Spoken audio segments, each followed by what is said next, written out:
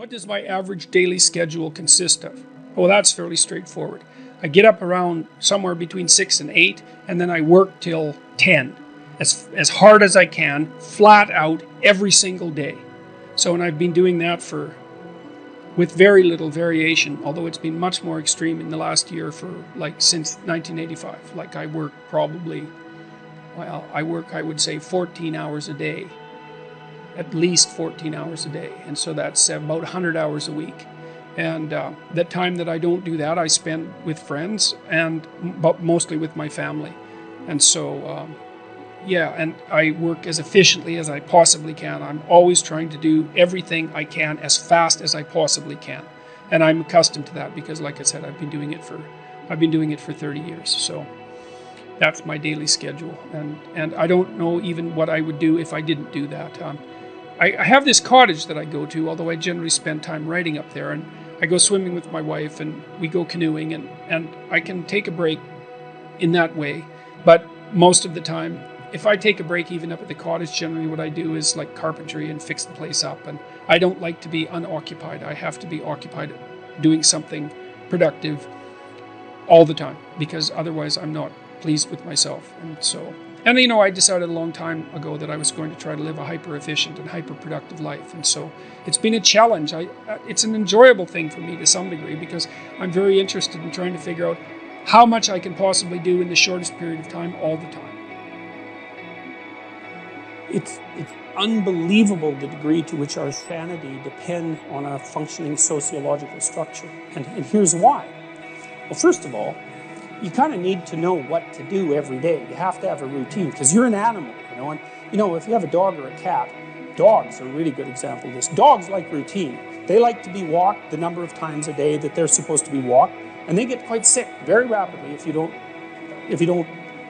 routinize their days. Children are exactly the same way. Now, you can overdo it, right? But still, you need to know approximately when you should get up. It should be approximately the same every day. You need to know approximately when you're going to eat. You need to know what you're going to eat. You need to know who you're going to eat with. You need to know where to buy your food. It's like 80% of your life, 70% of your life, something like that, consists of those things that you do every single day, that you repeat. Well, so you need structure, you need predictability, and you need more of it than you think, just to keep you sane. Now, if you're lucky, and maybe a bit odd, you can deviate 5% from the norm, or 10% from the norm, or something like that, carefully and cautiously, as long as the rest of you is all well ordered in a normative manner. You might be able to get away with that, and you might be able to sustain it across time, and people might be able to tolerate you if you do it, or maybe you'll get really lucky and you happen to be creative but reasonably well put together, and people will actually be happy that there's something idiosyncratic and unique about you. But even under those circumstances, mostly what you want is to have a routine that's disciplined, that's predictable, and bloody well stick to it. You're going to be way healthier and happier and saner if you do that. And then the other thing that you need, because this is one of the things the psychoanalysts got wrong, I think, is that they overestimated the degree to which sanity was a consequence of being properly structured internally, Because from the psychoanalytic point of view, you're sort of an ego, and that ego is inside you. And of course, it rests on an unconscious structure, but the purpose of psychoanalysis is to sort out that unconscious structure and the ego on top of it, and to make you a fully functioning and autonomous individual. But there's a problem with that, because the reason that you're sane as a fully functional and autonomous human being isn't because you've organized your psyche, even though that's important. The reason that you're sane if you have a well-organized unconscious and ego is because other people can tolerate having you around for reasonably extensive periods of time, and will cuff you across the back of the head every time you do something so stupid that people will dislike you permanently if you continue. And so what people are doing to each other all the time, just non-stop, is broadcasting sanity signals back and forth, right? It's like you smile at people if they're not only behaving properly, but behaving in a way that you would like to see them continue to behave. You frown at them if they're not, you ignore them if they're not, you shun them, You roll your eyes at them, you manifest a disgust face, you don't listen to them, you interrupt them, you won't cooperate with them, you won't compete with them. It's like you're blasting signals at other people about how to regulate their behavior so frequently, well, it just makes up all of your social interaction. That's why we face each other, and we have emotional displays on our face, and we're looking at each other's eyes, and we know as much as we can about what's going on with each other, given that we don't have immediate access to the contents of their consciousness. And so partly what you're doing with your routine is establishing yourself as a credible, reliable, trustworthy, potentially interesting human being who isn't going to do anything too erratic at any moment. And everyone else is around there tapping you into shape, making sure that that's exactly what you are. And that's how you stay sane. And so what happens to people too, if they don't have a routine and they get isolated, is they start to drift. And they drift badly because the world is too complicated for you to keep it organized all by yourself. You just cannot do it. So we outsource the problem of sanity. And it's very intelligent that we outsource the problem of sanity, because sanity is an impossibly complex problem. And so the way that we manage the incredibly complex problem is we have a very large number of brains working simultaneously on the problem all the time.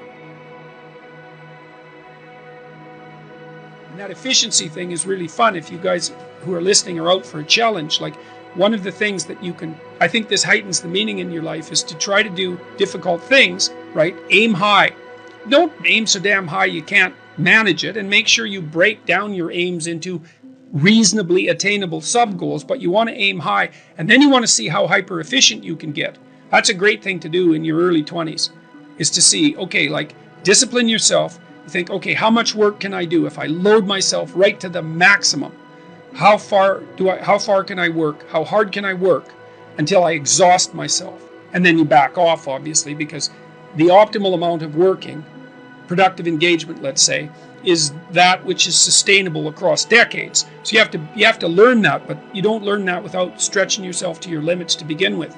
And if your life isn't everything it could be, and if you're suffering from an excess of meaninglessness, well, it means you're not oriented in the world of chaos and order properly. It's like you can learn to discipline yourself. Figure out what it is that you need to do and that you want to do, and then see how efficient you can get. Because one of the things that's quite fun is to figure out, if you have a task, I always tell my graduate students this if they're doing an experiment too. If you have a task that you have to do, it's really interesting to spend a few minutes, sometimes hours, depending on how long the task is. See if you can figure out how to do it from 5 to 10 times faster. It means you'll have to rearrange the way you think about it, but you can often do it. And that's how extremely productive people get so hyper efficient.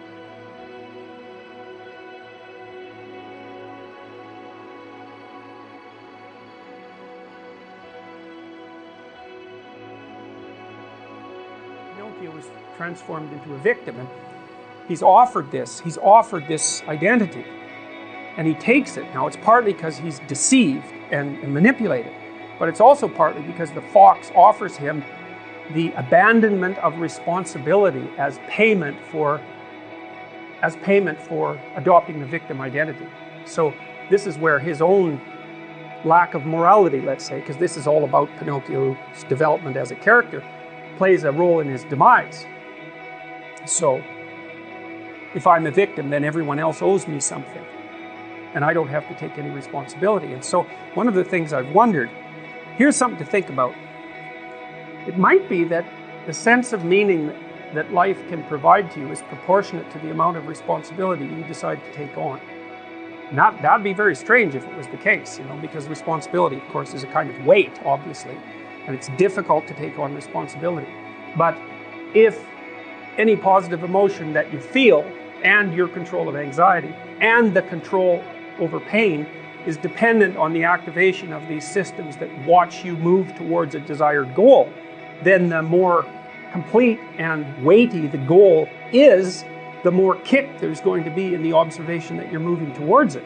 And you kind of already know this, because you'll have observed in your own life that when you're engaged in something that you believe in, that the time passes properly.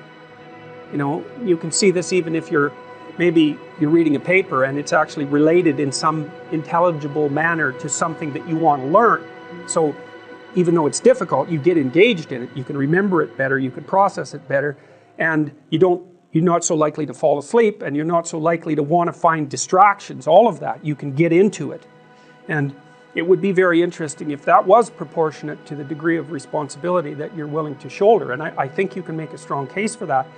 I've also often wondered, imagine you could offer people a choice. Here's the choice. You could say, well, your life isn't meaningful. The nihilists have got it right. There's no meaning in your life. And because of that, there's no reason for you to accept any responsibility. So you can live a responsibility-free life, and maybe one of impulsive pleasure-seeking, but a responsibility-free life. But the price you pay is that it doesn't get to be meaningful. Or you could say to someone, no, we're going to do the opposite. We're going to say, you can live a meaningful life, but it's only going to be as meaningful as the amount of responsibility that you're willing to bear. And then you might say, well, what would people choose? Because everybody also always makes noises about wanting to have a meaningful life. But if the price you pay for that is the adoption of responsibility, then it's not so obvious that people would choose meaning over, over pointless pursuits. If the benefit they got for choosing the pointless pursuits was that they really didn't have to care about anything they ever did. Right? There's no responsibility. And that's really what Pinocchio is offered. And that's what the coachman offers him. And that's interesting because, so far it's been the fox and the cat, and they're kind of two-bit hoods. And so the pathological pathway that they offer Pinocchio is not the worst of the pathological pathways. But here, at least as far as the imagination, the collective imagination that created this movie is concerned, this is where you get to the most pathological form of, let's call it temptation. And that's the temptation to abandon responsibility and to engage in impulsive pleasure seeking, short-term pleasure seeking.